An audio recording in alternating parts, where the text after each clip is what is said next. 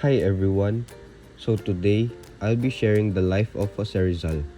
He is one of the most influential figures in Philippine history.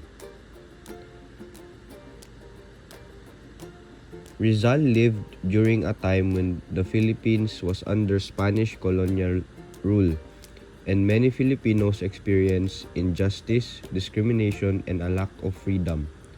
Instead of fighting through violence, Rizal chose a different path. He used his intelligence, education, and writing to expose the truth about what was happening in the country.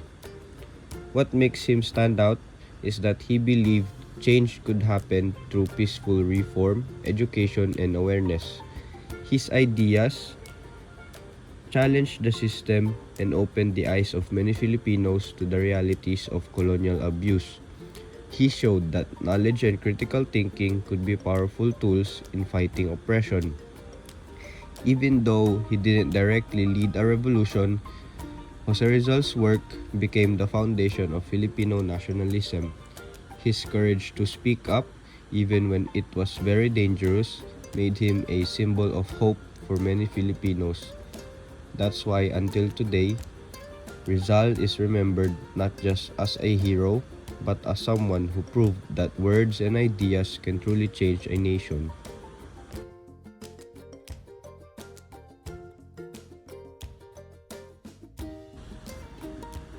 Jose Rizal was born on June 19, 1861 in Calamba.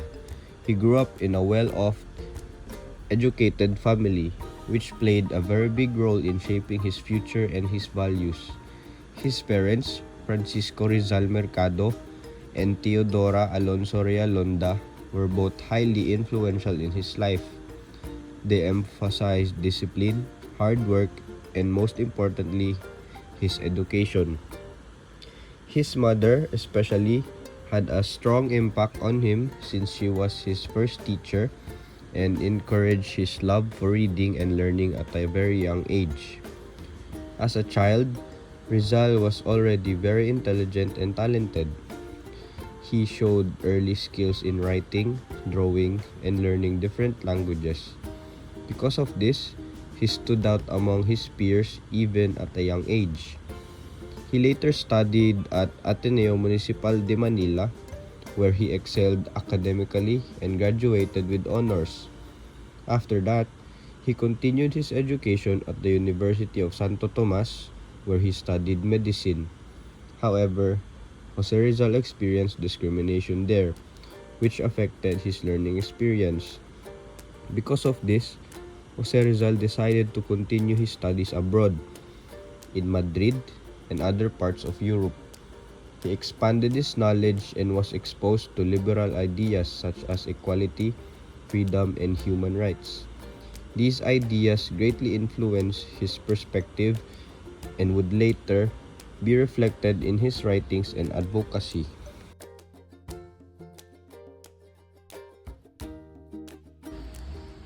Instead of using weapons, Jose Rizal used his writing as his main way of fighting injustice.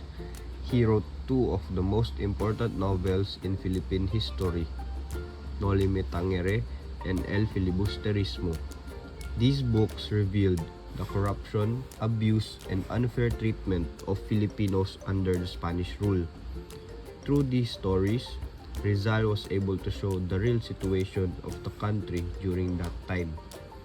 His works gave a voice to the oppressed and helped Filipinos become more aware of the problems in their society.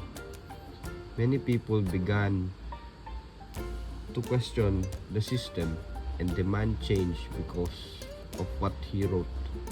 Because of this, Rizal became part of the propaganda movement, a group that aimed to achieve reforms such as equal rights, representation in the government, and better conditions for Filipinos. Rizal strongly believed that the country could improve through peaceful change, education, and unity. However, the Spanish authorities saw his ideas as dangerous because they encouraged the people to question and resist the existing system. Even without violence, Rizal's words became powerful enough to spark a movement that would later contribute the fight for independence. Due to his writings and growing influence, Jose Rizal was exiled to Dapitan in 1892. During his exile, Rizal did not stop serving others. He worked as a doctor and treated many patients, especially those who could not afford proper medical care. He also built a school and shared his knowledge within the youth. Aside from that, he contributed to improving the community by helping in various local projects. Even though he was far from the center of political activity, Rizal continued to live a meaningful and productive life. This shows his dedication to helping others despite his situation. After a few years, Rizal decided to return, but upon arrival, he was arrested by the Spanish authorities. He was accused of being involved in the Philippine Revolution, even though he did not directly participate in it. On December 30, 1896, Rizal was executed at Rizal Park.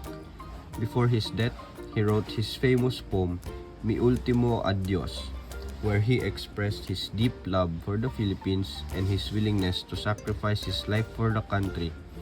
His execution shocked the nation and became one of the turning points that further inspired the Filipinos to fight for their freedom.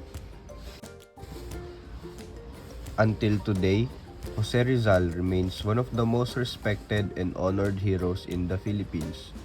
His writings and sacrifices played a major role in inspiring the Philippine Revolution and shaping the country's national identity.